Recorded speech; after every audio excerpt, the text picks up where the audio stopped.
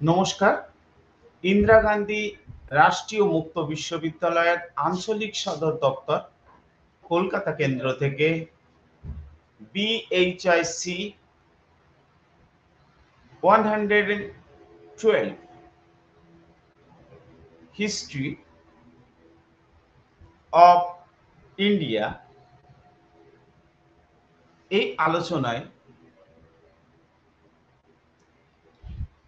আজ আমাদের আলোচনার বিষয় ইউনিট নাম্বার 7 এবং unit number 8, topic inland commerce and Indian ocean trade network. আলোচনার শুরুতে আমি অঞ্জন কুমার বসু, ইন্দিরা গান্ধী রাষ্ট্রীয় মুক্ত বিশ্ববিদ্যালয়ের পক্ষ থেকে সমস্ত পাঠক সমাজকে নমস্কার এবং স্বাগত জানাই।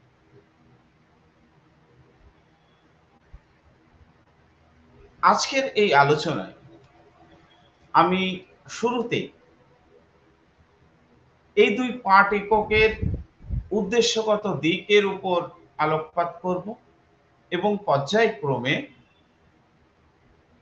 অন্তঃবাণিজ্যের ইতিহাস চর্চার উপাদানের বিষয়ের উপর আলোকপাত করব। অন্তঃবাণিজ্য বলতে আমরা কি বুঝি এবং অভ্যন্তরীণ বাণিজ্যের নানান দিক, ভারতীয় সমুদ্র বাণিজ্য বা বৈদেশিক বাণিজ্য, সে বিষয়ের উপর আলোকপাত করব এবং ইউরোপীয় কোম্পানিগুলির ভূমিকা আমার আলোচনার মধ্যে থাকবে। এর পাশাপাশি আমি এই দুই পাঠ এককের মধ্য দিয়ে ইন্দিরা গান্ধী রাষ্ট্রীয় মুক্ত বিশ্ববিদ্যালয় মুঘল যুগের ভারতের অর্থনৈতিক ইতিহাসের যে চিত্র পাঠক সমাজের কাছে তুলে ধরতে চাই, সেই বিষয়ের উপর আলোকপাত করব এবং একটা সার্বিক মূল্যায়ন এর দিকে অগ্রসর হব। প্রথমেই আমি এই দুই পাঠ এককের উদ্দেশ্যগত দিকের উপর আলোকপাত করব। ইন্দিরা গান্ধী রাষ্ট্রীয় মুক্ত বিশ্ববিদ্যালয় ইতিহাস প্রেমী পাঠক সমাজের উদ্দেশ্যে এই দুই পাঠ এককের মধ্য দিয়ে মুঘল ভারতের অর্থনৈতিক ইতিহাস সম্পর্কে একটা স্বচ্ছ ধারণা গড়ে তোলার উদ্যোগের দ্বারা চালিত হয়ে অভ্যন্তরীণ বাণিজ্যের ইতিহাস চর্চার নানান দিক, অভ্যন্তরীণ বাণিজ্যের বিভিন্ন আঙ্গিক, সেখানে অভ্যন্তরীণ বাণিজ্যের বিভিন্ন পথ, মাধ্যম এবং বণিক গোষ্ঠীর ভূমিকা, বিভিন্ন পণ্য সামগ্রী এর উপর যেমন পাঠক সমাজকে একটা স্বচ্ছ ধারণা এই পাঠ একক এর মধ্য দিয়ে দিতে চায়, তার পাশাপাশি বহির্বাণিজ্যের ক্ষেত্রে, বিশেষ করে সামুদ্রিক বাণিজ্যের ক্ষেত্রে ভারতীয় বণিকদের ভূমিকা, ইউরোপীয় বণিক সমাজের বিশেষ করে পর্তুগিজ, ডাচ, ইংল্যান্ড এবং ফ্রান্সের বণিকদের ভূমিকা, এর পাশাপাশি বৈদেশিক সামুদ্রিক বাণিজ্যের চলাচলের বিভিন্ন রুট এবং বণিক গোষ্ঠীর কর্মকাণ্ড সম্পর্কে পাঠক সমাজকে সজাগ করতে চাই। আমি প্রথমেই অভ্যন্তরীণ বাণিজ্যের বা অন্তঃবাণিজ্য বা ইংরেজিতে আমরা যাকে বলছি ইনল্যান্ড ট্রেড, সেই ইনল্যান্ড ট্রেড সংক্রান্ত মুঘল যুগের ইতিহাস চর্চার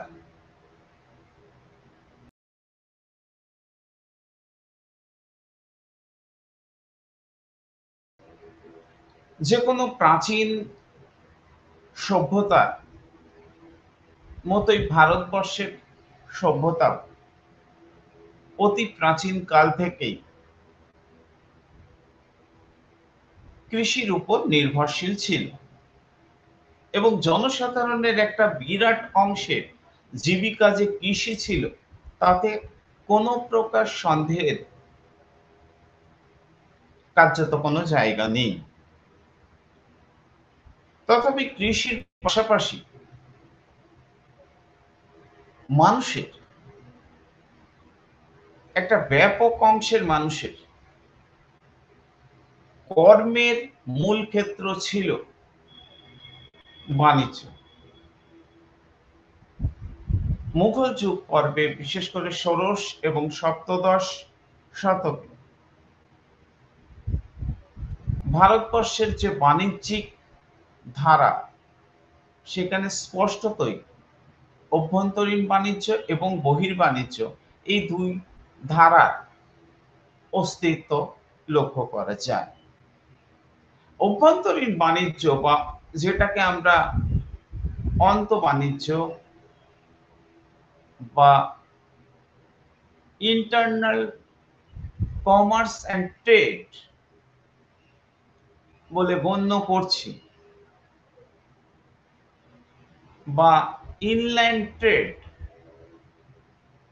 বলে আমরা যে আন্তঃবাণিজ্য বা অন্তঃবাণিজ্যের কথা বলতে চাই, সেই ইতিহাস লেখার জন্য আমাদেরকে নির্ভর করতে হয় সমসাময়িক দরবারি পার্সি লেখকদের নথিপত্র, আবুল ফজলের আইনি আকবরী, বদায়ুনির লেখাপত্র, এছাড়াও সমসাময়িক অন্যান্য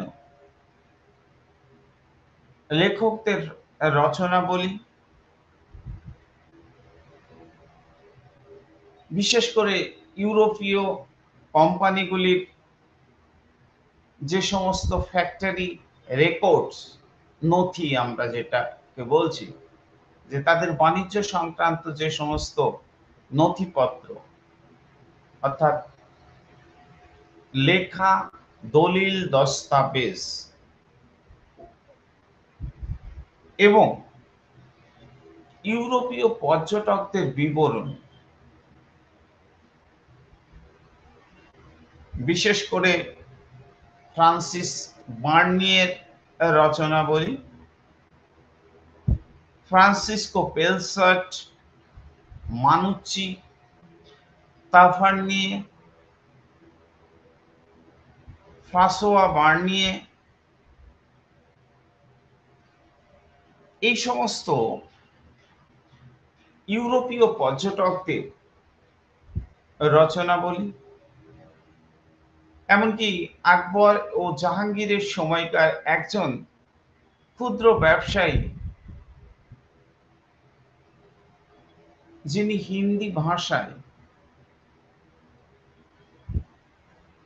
একটি তথ্য সমৃদ্ধ বাণিজ্যিক চিত্র পরবর্তী পর্বের মানুষের জন্য, বিশেষ করে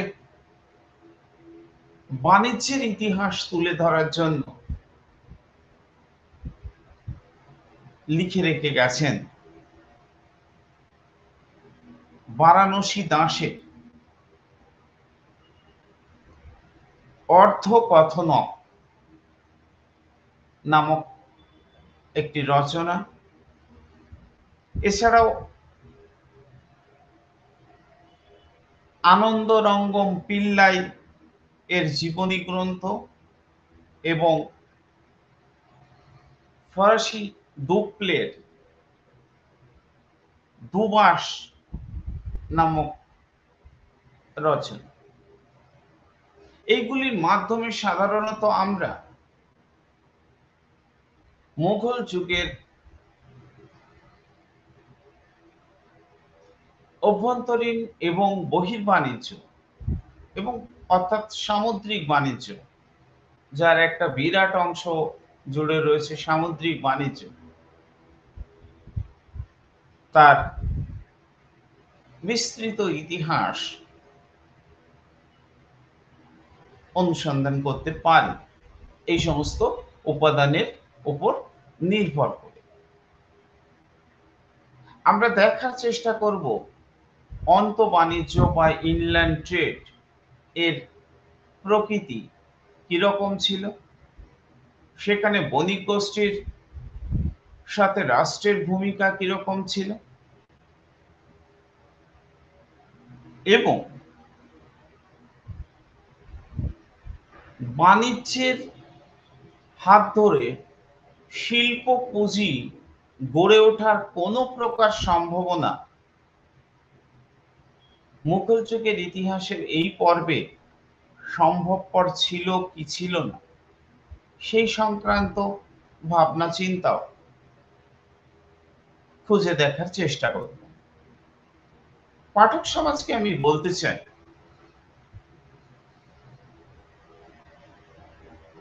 মুঘল যুগে অভ্যন্তরীণ বাণিজ্য যেমন ছিল, বহির্বাণিজ্য বিশেষ করে সামুদ্রিক বাণিজ্য উভয় কিন্তু বর্তমান ছিল। তবে পশ্চিমী বাণিজ্যের বিকাশের ধারা থেকে এই বাণিজ্যিক ধারা একটু স্বতন্ত্র প্রকৃতির ছিল এবং মুঘল রাষ্ট্র প্রশাসনেও বণিকদের ভূমিকা আজকের দিনের রাজনৈতিক প্রেক্ষাপটে দাঁড়িয়ে বণিক গোষ্ঠীর যে জাতীয় ভূমিকা রাষ্ট্র বা সরকারের উপর চলে, বা তৎকালীন পর্বে ইউরোপের অন্যান্য অংশে বা ইউরোপে বণিক গোষ্ঠীর যে জাতীয় ভূমিকা রাষ্ট্রযন্ত্রের বা রাষ্ট্রের নীতি প্রণয়নের ক্ষেত্রে প্রযোজ্য ছিল, মুঘল যুগে কিন্তু তেমনটা ছিল না। এবং মুঘল যুগে বণিক শ্রেণী অনেকাংশে গুরুত্বহীন ছিল এবং সংখ্যায়ও খুব কম ছিল। অর্থাৎ স্বাভাবিকভাবে বুঝতেই পারছেন আপনারা যে বণিক শ্রেণী তাদের কাজ করেছিল, অন্যদিকে রাষ্ট্র বণিকদের কাছ থেকে রাজস্ব সংগ্রহ করা এবং তাদের নিরাপত্তা প্রদান করা, এই দুই বিষয়ের উপরই মনোনিবেশ করেছিল। তাই মুঘল যুগে উন্নত যোগাযোগ ব্যবস্থা যেমন গড়ে উঠেছিল, বণিকদের নিরাপত্তার জন্য বিভিন্ন রাস্তার পার্শ্ববর্তী অঞ্চলে তাদের বিশ্রামাগার, সরাইখানা নির্মিত হয়েছিল এবং প্রচুর নূতন নূতন বাণিজ্য পথ বণিকদের জন্য তুলে দেওয়া হয়েছিল বা তৈরি করা হয়েছিল, এবং রাষ্ট্র এ বিষয়ে, মুঘল রাষ্ট্র এ বিষয়ে সক্রিয় ভূমিকা গ্রহণ করেছিল। এতে করে কোনো সন্দেহের জায়গা কিন্তু কার্যত নেই।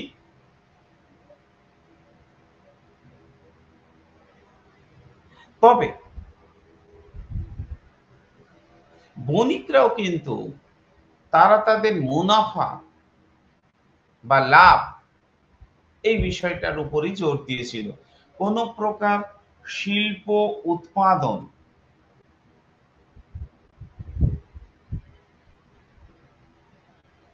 বা শিল্প বৃদ্ধির বা অর্থনীতিতে বিনিয়োগ বলতে যা বোঝায় তেমন প্রবণতা কিন্তু আধুনিক কালের মতো বণিক গোষ্ঠীর মধ্যে ছিল না। তারা মুনাফার জায়গাটা দেখতেন, মুনাফার বা লাভ অংশটা দেখতেন। আর মুঘল সরকারও বণিকদের কাছ থেকে তাদের প্রাপ্য রাজস্ব এবং তাদের সুরক্ষা প্রদান এই দুইয়ের মধ্যে কিন্তু সীমাবদ্ধ ছিল। পাঠক সমাজ এ বিষয়ে সচেতন থাকবেন যে ইন্টারনাল ট্রেড বা ইনল্যান্ড ট্রেডের ক্ষেত্রে আমরা মুঘল যুগের বেশ কয়েকটি বড় বড়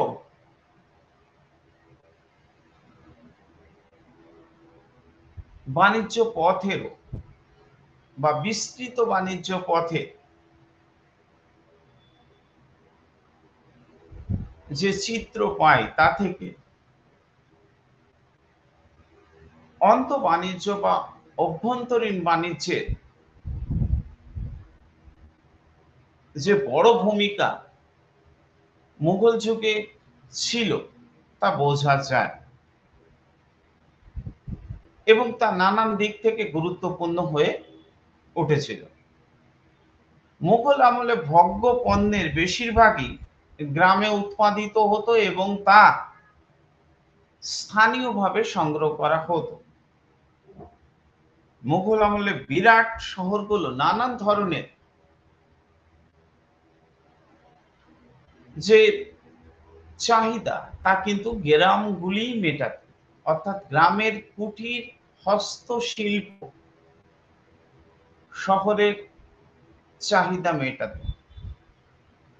শহর থেকে খুব সীমিত পরিমাণ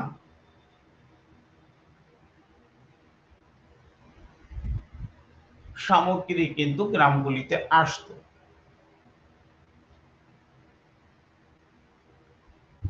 ইতিমধ্যে আমি মুঘল যুগের কৃষি ব্যবস্থার উপর আলোকপাত করেছি। সেখানে কৃষি সামগ্রীগুলো কিভাবে শহরে যেত, অন্যদিকে শহর থেকে উৎপাদিত ভোগ্য পণ্য, ধাতব দ্রব্য, লোহার সামগ্রী, লবণ ইত্যাদি গ্রামে কিন্তু পাঠানো হতো এবং সমগ্র ভারতবর্ষ জুড়ে এই বিনিময় রীতি প্রচলিত হয়েছিল এবং তার পরিমাণ কোনোভাবেই কম ছিল না। অর্থাৎ যেখানে যা উৎকৃষ্ট সেখান থেকে দূরবর্তী অঞ্চলে বিভিন্ন পথ ধরে, সেটা স্থলপথ হতে পারে এবং জলপথ হতে পারে, এই দুই পথের মাধ্যমে সরবরাহ করা হতো এবং অন্তঃবাণিজ্যের বা ইনল্যান্ড ট্রেডের ক্ষেত্রে আমরা বিশাল আকারের বিনিময় এর মূল কারণই ছিল উদ্বৃত্ত উৎপাদন। পাঠক সমাজকে কিন্তু এই বিষয়টা মনে রাখতে হবে যে সারপ্লাস একটা সমাজের উন্নতির জন্য ভীষণ প্রয়োজন হয়। অর্থাৎ সেই সমাজ তার প্রয়োজনকে মিটিয়ে অন্য সমাজ বা অন্য অংশের মানুষের জন্য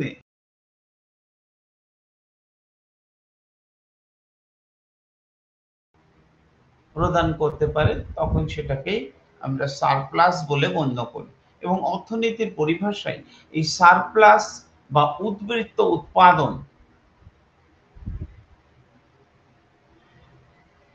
কিন্তু একটা রাষ্ট্রের আয়ে একটা বড় মাধ্যম। উদ্বৃত্ত উৎপাদনই কিন্তু ঘাটতি প্রবণ অঞ্চলে, অর্থাৎ যেখানে কম আছে, যেখানে উৎপাদন এর মাত্রাটা ওই স্তরে নেই, সেখানে কার চাহিদা কাজ করে বা চাহিদাকে পূরণ করে বা পূর্ণ করে। আসলে ভারতের বিভিন্ন অঞ্চল অন্য অঞ্চলে উৎপাদিত জিনিসের উপর কিন্তু নির্ভর করত, অর্থাৎ একটা অঞ্চল আর একটা অঞ্চলের উৎপাদিত সামগ্রীর আদান প্রদানের মাধ্যমে তারা তাদের প্রয়োজনীয়তাকে মেটাত। এবং মুঘল যুগের বাণিজ্যের অন্যতম বৈশিষ্ট্যই ছিল এই আন্ত আঞ্চলিক নির্ভরতা, অর্থাৎ বিভিন্ন অঞ্চলের মধ্যে একটা সমন্বয় সাধন করা এবং সেই সমন্বয় সাধনের মধ্য দিয়ে একটা সমাজ ব্যবস্থার, একটা রাষ্ট্রীয় অর্থনীতির সক্রিয়তা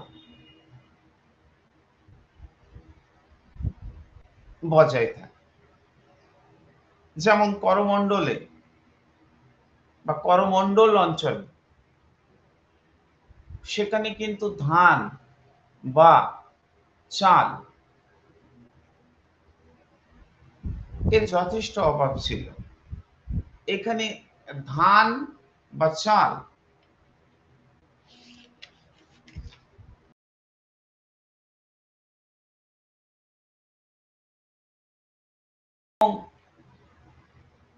অন্ধ্র অঞ্চল থেকে, অর্থাৎ কন্নড় ভাষী মানুষদের উৎপাদনের মধ্য দিয়ে।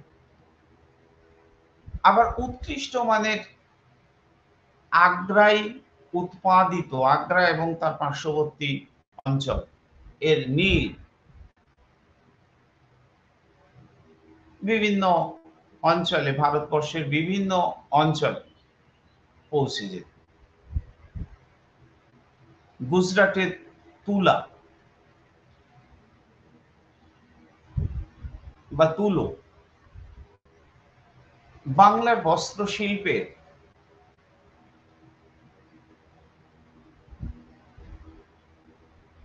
তুলোর চাহিদা মেটাত। আবার বাংলার গুড় বা চিনি ভারতের ভেতরে এবং ভারতের বাইরেও রপ্তানি হতো। ভারতের বিভিন্ন অঞ্চলের খাদ্যশস্য, কৃষিজ পণ্য, শিল্পজ পণ্য উৎপাদনে একটা দক্ষতা আন্তঃবাণিজ্যের ক্ষেত্রে উল্লেখযোগ্য ভূমিকা নিয়েছিল। এবং মুঘল যুগের বাণিজ্য কেন্দ্রগুলোর দিকে যদি আমরা তাকাই, তাহলে আমরা সেখানে দেখতে পাবো যে এই সময় শ্রীপুর, বাংলাদেশ, অধুনা বাংলাদেশ, সাতগাঁও, হুগলি, বর্তমান পশ্চিমবঙ্গ, ঢাকা, বর্তমান বাংলাদেশের রাজধানী, কলকাতা, পাটনা, বিহারের রাজধানী, বানারস, লখনৌ, আগ্রা, দিল্লি, ঔরঙ্গাবাদ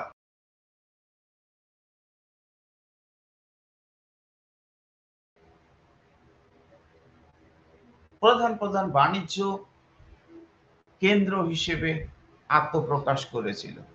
আগ্রা ও বুরহানপুর আন্তঃবাণিজ্যের দুটি বড় কেন্দ্র হয়ে উঠেছিল এবং সুরাট, মছলিপট্টনম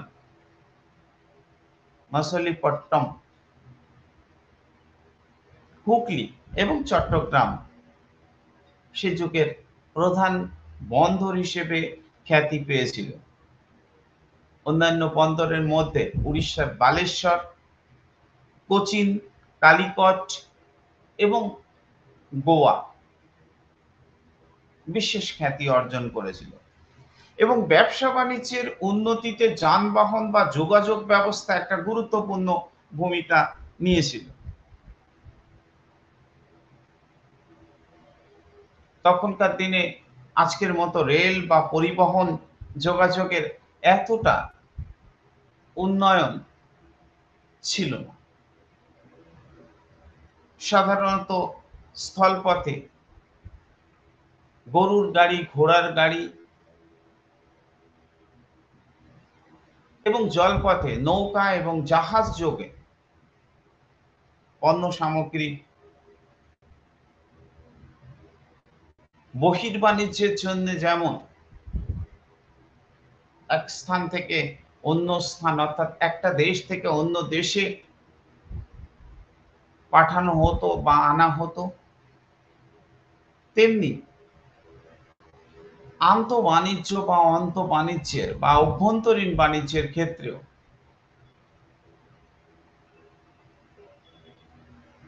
জলপথকে ব্যবহার করা হয়েছিল এবং বিপুল পরিমাণ পণ্যদ্রব্য জলপথে দূরের দূরের দেশে বা দূরবর্তী অঞ্চলগুলোতে রপ্তানি হতো। তাভার্নিয়ের এই লেখা থেকে জানা যায় ফ্রান্স বা ইটালি চাইতেও ভারতের যানবাহন ব্যবস্থা এবং যোগাযোগ ব্যবস্থা উন্নত ছিল এবং সেখান থেকেও বড় বড় নৌকা ও জাহাজ করে দূর দেশে চলে যেত পণ্য সামগ্রী। আবার আঞ্চলিক এবং অন্তর্দেশীয় স্থলপথগুলির সাথেও সড়ক পথে অর্থাৎ বড় বড় রাস্তার মাধ্যমে স্থল বাণিজ্য গড়ে উঠেছিল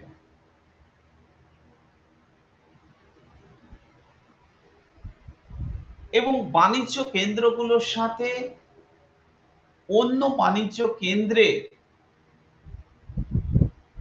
স্থল এবং জল উভয় পথের মাধ্যমে কিন্তু সংযোগ সাধিত হয়েছিল। পাঠক সমাজ এই বিষয়ে ইন্দিরা গান্ধী রাষ্ট্রীয় মুক্ত বিশ্ববিদ্যালয় স্টাডি মেটেরিয়ালস আরো ডিটেলস আপনারা আলোচনা পাবেন। তবে আঞ্চলিক বা অন্তর্দেশীয় বাণিজ্য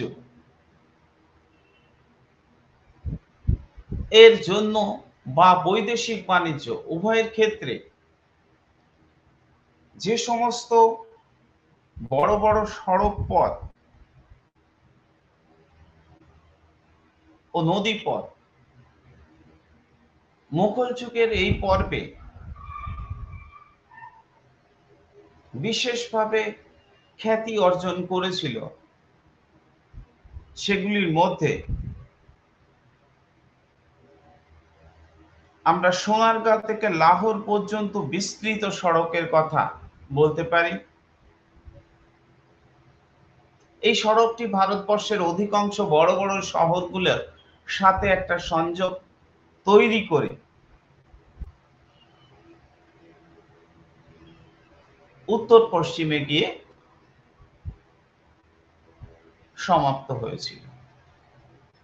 এছাড়াও আরো অনেক সড়ক পথ ছিল, যেমন লাহোর থেকে মুলতান হয়ে আমেদাবাদ যাওয়ার রাস্তা ছিল, আগ্রা থেকে লাহোরের বাণিজ্য পথ ছিল, দিল্লি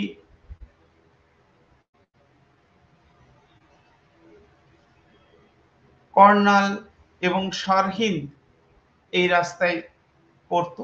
আগ্রা থেকে অন্য একটা পথ দক্ষিণ ভারত, দক্ষিণ পশ্চিমে আজমির হয়ে আমেদাবাদে পৌঁছেছিল। আহমেদাবাদ থেকে সুরাটের মধ্য দিয়ে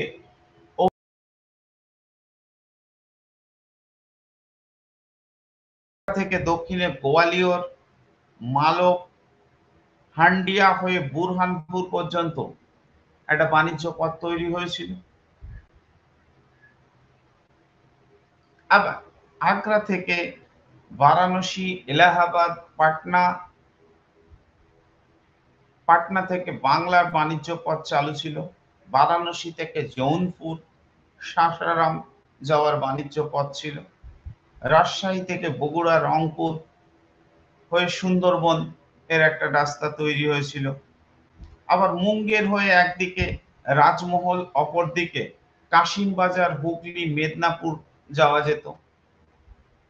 এইরকমই নানান ধরনের বাণিজ্য পথ কিন্তু আমরা লক্ষ্য করি। রংপুর থেকে কামরূপ, আসাম, বর্তমান আসাম,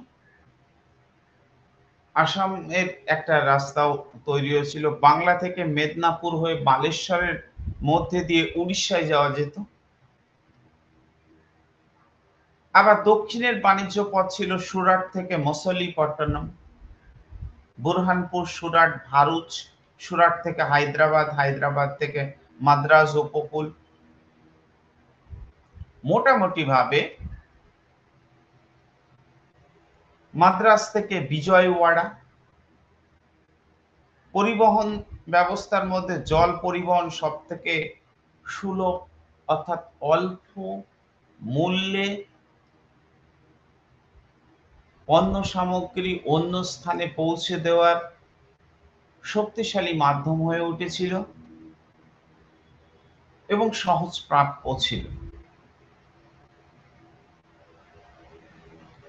পাঠক সমাজকে আমি বলতে চাই,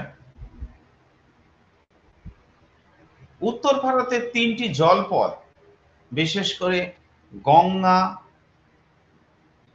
সিন্ধু এবং ব্রহ্মপুত্রের মধ্যে, বা এই 3 নদীর মধ্য দিয়ে গড়ে উঠেছিল। আর দক্ষিণ ভারতের ক্ষেত্রে একাধিক জলপথ ছিল, যেমন নর্মদা, তাপ্তি, গোদাবরী, কৃষ্ণা, কাবেরী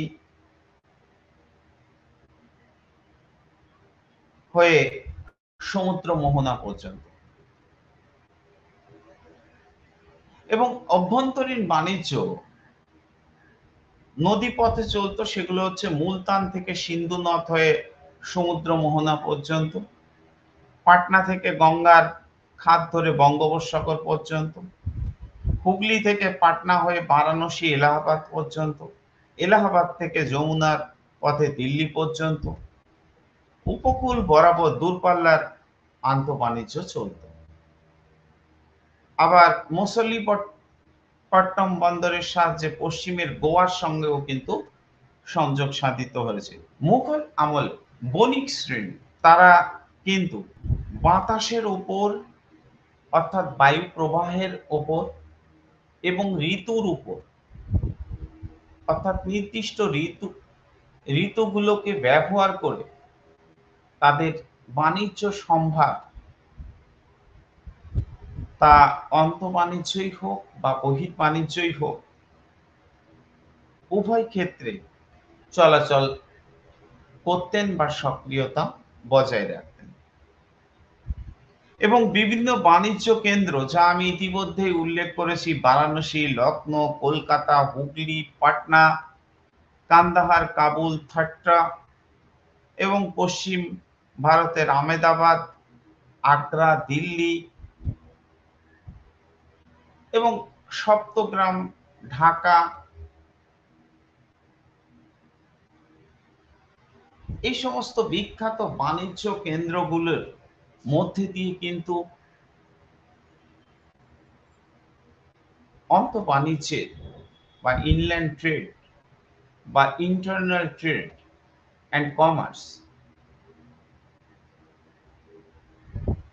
বাণিজ্যিক কর্মতৎপরতা গড়ে উঠেছিল। এবং এক্ষেত্রে গ্রামীণ হাট, বাজার, মেলা এবং মান্ডি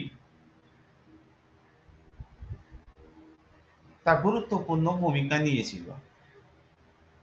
এবং গ্রামীণ হাটগুলো যে গুরুত্বপূর্ণ ভূমিকা নিয়েছিল তা মুকুন্দরামের চণ্ডীমঙ্গল কাব্যেও কিন্তু আমরা মধ্যযুগের প্রেক্ষাপটে বুঝতে পারি। যেখানে গ্রামের হাটগুলিতে মাছ মাংস থেকে শুরু করে দুধ, মাখন, পশু পাখি, মসলা, কপ্পর, শাক, চুন ইত্যাদি বিক্রি হতো। এবং স্থানীয় মানুষদের প্রয়োজনকে সামনে রেখে এই সমস্ত গ্রামীণ বাজার বা হাটগুলি আমদানি দ্রব্যের দ্বারা একটা সচ্ছল গ্রামীণ অর্থনীতি এবং গ্রাম থেকে শহরে খাদ্যশস্য কাঁচামাল পাঠানো তো শহর থেকে গ্রামে আনা মতো জিনিস এর পরিমাণ কিন্তু অনেকই কম ছিল। তবে গ্রামের বাজারে লবণ, মসলা ও নানান ধরনের ধাতব সামগ্রী, পরবর্তীকালে ইউরোপীয় পণ্য সামগ্রী ভারতবর্ষের বাজারে আসলে শহরের মাধ্যমে গ্রামের বাজারগুলোতে প্রবেশ করে। তবে মোটের উপর ইন্টারনাল বাণিজ্যের ক্ষেত্রে গ্রামগুলো শহরের যোগানের চাহিদা মেটাত এবং এই বিষয়ে গ্রাম শহরের শস্যের যোগান দিত। গ্রামের প্রয়োজন গ্রামেই প্রথাগত পদ্ধতিতে মেটানো হতো। অধ্যাপক তপন রায়চৌধুরী তার the Cambridge economic history of India edited by Tapan Rai Chaudhuri and also Professor Irfan Habib. Economic needs of the pre-colonial village in India were met mostly from its own produce distributed through customary arrangement rather than through exchange. ভারতের স্থানীয় বাণিজ্যের একটা বড় বৈশিষ্ট্য হয়েছিল নগদ রাজস্বের চাপ থাকার জন্য চাষিরা শস্য ও কিছু পণ্য সামগ্রী বিক্রি করে দিতে বাধ্য হয়েছিল। এইরকম একটা প্রবণতাও কিন্তু আন্তঃবাণিজ্যের ক্ষেত্রে কাজ করেছিল। এবং মুঘল যুগে আন্তঃবাণিজ্য বা অন্তর্দেশীয় বাণিজ্যের প্রসার এর যে চিত্র আমরা পাই তাতে করে বিভিন্ন পণ্য সামগ্রী যেমন গুজরাট ছিল শিল্প পণ্যের জন্য বিখ্যাত। করমণ্ডল বস্ত্র, শৌখিন দ্রব্য, মশলা ইত্যাদি উপকূল বরাবর পথে স্থলপথে পশ্চিম উপকূল এবং গুজরাটে রপ্তানি করত। আবার কাশ্মীর থেকে জৈত্রী ও পশমের শাল ও চাদর রপ্তানি হতো। পশ্চিম ভারতের গুজরাট ছিল বাণিজ্যের জন্য একেবারে বিখ্যাত। আগ্রা ছিল ভারতের এবং বাংলা থেকে সুতি বস্ত্র ভারতের বিভিন্ন অংশে পৌঁছে দেওয়া হতো।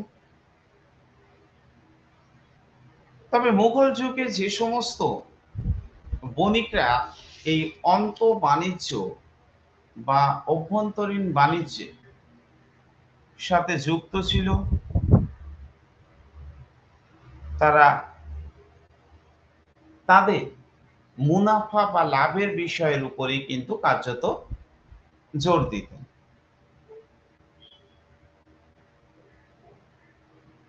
এবং আমি ইতিমধ্যেই বলেছি এই অন্তঃবাণিজ্যের ক্ষেত্রে ষাঁড়, মহিষ, উট, হাতি, ঘোড়া, ষাঁড়ে টানা গাড়ি, ঘোড়ার গাড়ি স্থলপথের জন্য ব্যবহৃত হতো এবং কখনো কখনো রাজকীয় পরিবারগুলিও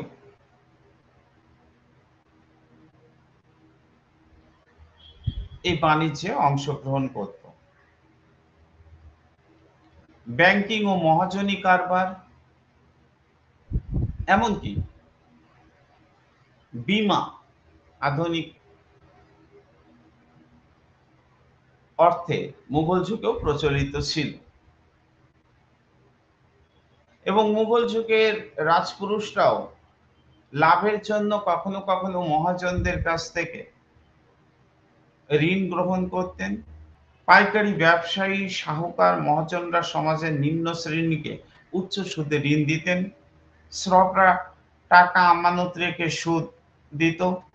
অষ্টাদশ শতক নাগাদ সারা ভারতের ব্যবসা বাণিজ্যের সঙ্গে মারোয়াড়ি বণিক ব্যাংকার হিসেবে যুক্ত হয়েছিল। মোটামুটি ভাবে মুঘল যুগের অভ্যন্তরীণ বাণিজ্যের যে চিত্র আমরা, তার নানান দিক ছিল এবং সে চিত্র আমরা ইতিমধ্যে আমাদের আলোচনার মধ্য দিয়ে তুলে ধরার চেষ্টা করেছি। পাঠক সমাজকে আমি এ বিষয়ে আরো বলবো যে আমাদের ইন্দিরা গান্ধী রাষ্ট্রীয় মুক্ত বিশ্ববিদ্যালয়ের পক্ষ থেকে যে স্টাডি মেটেরিয়ালস ইগনোর ওয়েবসাইটে দেওয়া আছে, সেখান থেকে ডাউনলোড করুন এবং সেখান থেকে পড়ুন। তাতে করে অন্তঃবাণিজ্যের বিভিন্ন দিক আপনাদের কাছে আরো স্পষ্ট হয়ে উঠবে। তবে এই অন্তঃবাণিজ্যের কিছু প্রতিবন্ধকতাও ছিল। মোরল্যান্ডের মতো লেখকরা দাবি করেছেন যে সংবাদ আদান প্রদানের মতো অসুবিধা ছিল, রাস্তাঘাট নিরাপদ ছিল না, বণিকরা দল বেঁধে বিশেষ ঋতুতেই একমাত্র এই ধরনের বাণিজ্য করতে পারত। এদেরকে কাফেলা বা ক্যারাভান বলা হতো। দেশের অনেক জায়গায় শুল্ক চৌকি ছিল। স্থানীয় আবহাওয়া আদায় করা হতো, স্থানীয় স্তরে বণিকদের কাছ থেকে এটা নেওয়া হতো। মারাঠারা প্রায় বণিকদের উপর হামলা চালাতেন। এছাড়াও শায়েস্তা খান ও আজিমুস শান লবণ, চুন, সুপারি ইত্যাদি পণ্যে সওদাই খাস স্থাপন করে বাণিজ্যের ক্ষেত্রকে সংকুচিত করেছিলেন। প্রয়োজনীয় দ্রব্যের মূল্য বৃদ্ধি ঘটে, এতে এক ধরনের প্রতিকূলতা তৈরি হয় এবং মূল্য পরিমাণ, প্রয়োজনীয় বিভিন্ন মূল্যের পরিমাণও সময়ের সাথে সাথে যথেষ্ট বৃদ্ধি পায়। ফলে আন্তঃবাণিজ্য বেশ জটিল, সজীব ও পরিবর্তনশীল ছিল। প্রথাগত কাঠামোয় এই ধরনের পরিবর্তন না ঘটিয়ে ক্রমবর্ধমান চাহিদা মেটানো সম্ভব হতো না বলেও অনেকে মনে করে। যাই হোক, এইরকম একটা চিত্র আমরা মুঘল যুগের আন্তঃবাণিজ্যের মধ্যে লক্ষ্য করি। তবে তা একটা সমৃদ্ধ বাণিজ্যিক কর্মকাণ্ড হিসেবেই গণ্য হয়। এখন আমরা আলোচনা করব ভারতীয় সামুদ্রিক বাণিজ্য বা ওসানিক ট্রেড। মুঘল যুগে বৈদেশিক বাণিজ্য বিস্তৃত ও সমৃদ্ধশালী ছিল। বৈদেশিক বাণিজ্যের ক্ষেত্রে ভারত কিন্তু আমদানি অপেক্ষা রপ্তানি করত বেশি। মালাক্কা, এডেন, হরমুজ ইত্যাদি জায়গা থেকে ভারতবর্ষের পাটনা নানান বন্দর বা বাণিজ্য কেন্দ্রের সমৃদ্ধির চিত্র ফুটে উঠত। ইউরোপীয়রা ভারতে আসার আগমনের বৈদেশিক বাণিজ্য এবং ইউরোপীয়দের আসার পর বৈদেশিক বাণিজ্যের মধ্যে কিন্তু তফাৎ অনুভূত হয়, একটা পার্থক্য গড়ে ওঠে। সামুদ্রিক বাণিজ্যের ক্ষেত্রে ভারতীয় বণিকদের তিনটে ধরন লক্ষ্য করা যায়।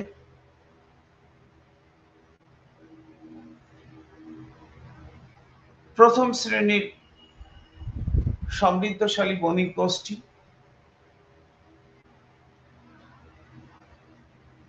যারা যথেষ্ট আর্থিক দিক দিয়ে সমৃদ্ধশালী ছিল। এছাড়া মধ্যবর্তী স্তরের ভারতীয় বণিক গোষ্ঠী এবং ক্ষুদ্র ব্যবসায়ী বণিক গোষ্ঠী, যাদেরকে অনেক সময় ফেরিওয়ালা এই নামেও অভিহিত করা হয়েছে। তবে ভারতবর্ষে ইউরোপীয় কোম্পানিগুলো,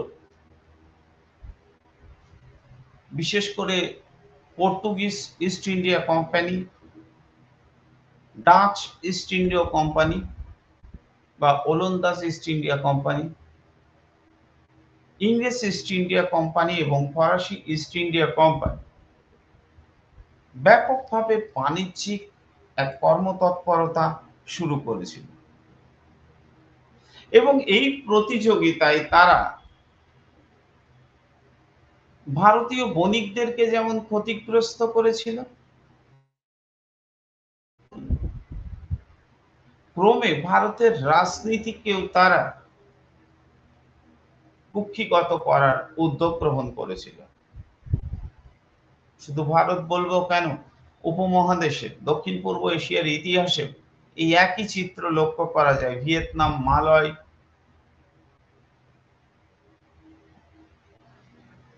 ব্রহ্মদেশ, ইন্দোনেশিয়া, সব স্থানে ইউরোপীয় কোম্পানিগুলি তাদের বাণিজ্যিক তৎপরতা শুরু করে এবং ভারতীয় সমুদ্র বাণিজ্য চলাচলের ক্ষেত্রে বা সামুদ্রিক বাণিজ্যে একটা উল্লেখযোগ্য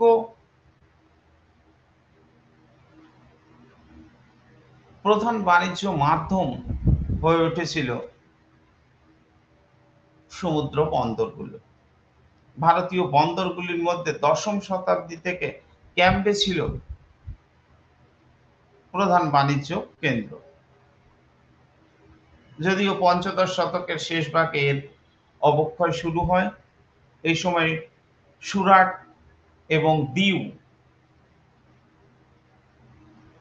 এর আত্মপ্রকাশ ঘটে। এছাড়া বাংলার হুগলি, চট্টগ্রাম, সপ্তগ্রাম, শ্রীপুর, উড়িষ্যার বালেশ্বর, মালাবারের কালিকট, পশ্চিম উপকূলের পুলিকট, নেগাপট্টম, অন্ধ্রের মছলিপট্টম, পশ্চিম উপকূলের গোয়া, কোচিন, সিন্ধুর লাহোরি, এই সমস্ত বন্দর চারটি। গুজরাটের সুরাট, কেরল উপকূলের কালিকট, করমণ্ডলের মছলিপট্টনম, বাংলার নিম্ন গঙ্গার হুগলি। এদের মধ্যে সব থেকে উল্লেখযোগ্য সুরাট। এবং সুরাট বাজার যদি মন্দা না থাকতো, গুজরাটি বণিকদের অন্তত 15টি জাহাজ বাণিজ্য প্রতি বছর করত। জাহাজগুলি ছিল বিভিন্ন মাপের। অসীম দাস গুপ্তের গবেষণা এবং কে এন চৌধুরী, কীর্তি নারায়ণ চৌধুরী গবেষণা সুরাট বাণিজ্যের রমরমা বা বাড়বাড়ন্ত বিষয়ে আমাদের আলোকপাত করে এবং অধ্যাপক কে এন চৌধুরী, কীর্তি নারায়ণ চৌধুরী বলছেন সুরাটের এই বাড়বাড়ন্তের মূল কারণ ছিল গুজরাটি ব্যবসায়ীদের তীক্ষ্ণ বাণিজ্যিক দক্ষতা বা জ্ঞান, ট্রেড সেন্স। অবশ্য অষ্টাদশ শতকে সুরাট বন্দরের গুরুত্ব কমতে থাকে। বহির্জগতে লোহিত সাগরে জেড্ডা, মোকা, পারস্য সাগরের ওবমুজ, মাস্কট, আফ্রিকান মোম্বাসা, মালিন্দি, পেট, মালাক্কা প্রভৃতি সামুদ্রিক বাণিজ্য কেন্দ্র হয়ে ভারতের পণ্য সামগ্রী বিদেশে নানা স্থানে ছড়িয়ে যেত। পর্তুগিজ টোম পাইরেস তার বিখ্যাত গ্রন্থ সুমা এবং রিয়েন্টালে ভারত মহাসাগরের সামুদ্রিক বাণিজ্যের একটা বিস্তৃত বিবরণ দিয়েছিল। এবং টম পাইরেস বলছেন যে এডেন ও মালাক্কা সবচেয়ে গুরুত্বপূর্ণ, অন্য জায়গাগুলো কম গুরুত্বপূর্ণ।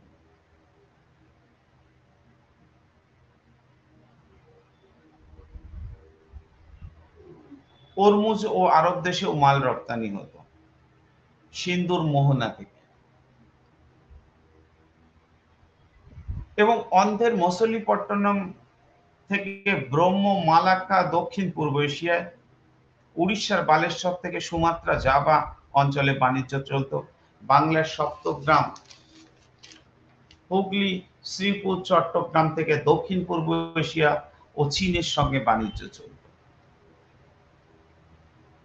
এই বাণিজ্যের ফলে ভারতের পশ্চিম এশিয়া থেকে আসতো যুদ্ধের ঘোড়া, জাপান থেকে রূপক, পূর্ব ভারতীয় দ্বীপপুঞ্জ থেকে সোনা, এছাড়া গুজরাটের রেশম কাপড়।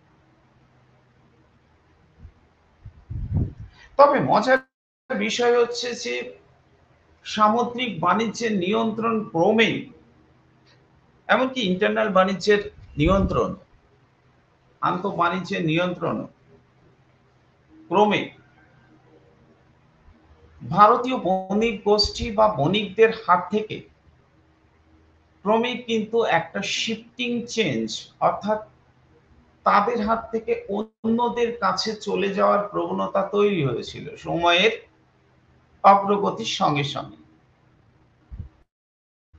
ইউরোপীয় বণিক গোষ্ঠী, পর্তুগিজ প্রথমে, ওলন্দাজ এবং ইংরেজ,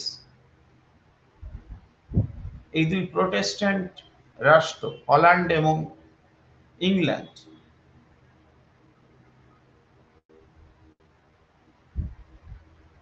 তারা কিন্তু ভারতবর্ষের বাণিজ্যে আধিপত্য তৈরি করেছিল। অবশেষে এই সমস্ত বণিক গোষ্ঠীগুলোকে পরাস্ত করে ইংরেজ ইস্ট ইন্ডিয়া কোম্পানি বাংলাকে কেন্দ্র করে ভারতবর্ষের রাজনৈতিক ক্ষমতা দখল করেছিল। এই রাজনৈতিক ক্ষমতা দখলের মধ্য দিয়ে ইংরেজ ইস্ট ইন্ডিয়া কোম্পানির একচেটিয়া বাণিজ্যিক আধিপত্য ভারতবর্ষের অভ্যন্তরীণ বাণিজ্য এবং বহির্বাণিজ্যের ক্ষেত্রে ক্রমে স্পষ্ট হয়ে উঠেছিল। এবং ব্রিটেনের শিল্প সামগ্রী খুব দ্রুত গতিতে ভারতবর্ষের বাজারে প্রবেশ করেছিল এবং শহর থেকে গ্রাম, গ্রামের বিভিন্ন প্রান্তরে সামুদ্রিক বা বহির্বাণিজ্যের হাত ধরে ইউরোপীয় পণ্য সামগ্রী প্রবেশ করেছিল। মোটের উপর আমি বলতে চাই ইন্দিরা গান্ধী রাষ্ট্রীয় মুক্ত বিশ্ববিদ্যালয় এই দুই পাঠ্যের মধ্য দিয়ে পাঠক সমাজকে ভারতীয় অর্থনীতির মুঘল যুগের এই পর্বের অর্থনৈতিক কর্মকাণ্ড সম্পর্কে এটাই বলতে চায়, ইউরোপীয়রা তাদের শাসনকে বৈধতা দেওয়ার জন্য যে মুঘল ভারতবর্ষকে অন্ধকারাচ্ছন্ন পর্যায় হিসেবে দেখাতে চায়, তা কার্যত একটা ভুল ইতিহাস। সেই প্রবণতা থেকে পাঠক সমাজকে পূর্ণ মাত্রায় সচেতন থাকতে হবে এবং ভারতীয় বাণিজ্যের, তা সে ইনল্যান্ড ট্রেডই হোক বা এক্সটার্নাল ট্রেড বা ওসানিক ট্রেড,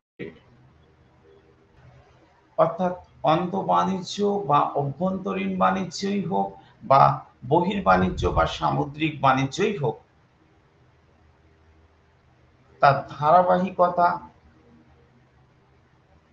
যে বহমান ছিল সেই বার্তা প্রদান করতে চাই।